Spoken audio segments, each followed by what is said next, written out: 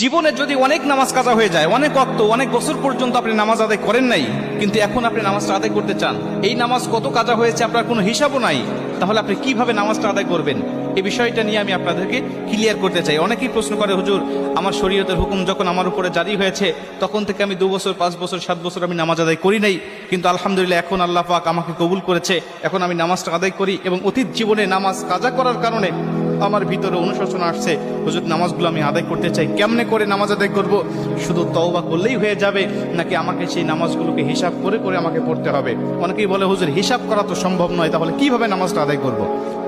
কারণ অল্প যদি ওয়াক্ত নামাজ কাজা হয়, যেমন আজকে আপনি 2 ওয়াক্ত নামাজ কাজা করেছেন, আসর এবং মাগরিবের নামাজ আপনি আদায় করেন নাই, এশার নামাজের সময় আপনার স্মরণ হয়েছে বা আপনি অবসর হয়েছেন, ব্যস্ততা আপনার কমেছে, আপনি এখন কাজা নামাজটা আদায় করবেন, হিসাব করে আপনি এশার নামাজের আগে আসরের নামাজের 4 রাকাত আপনি কাজা নামাজ আদায় করলেন, মাগরিবের 3 রাকাত করলেন, তারপর এশার নামাজের আদায়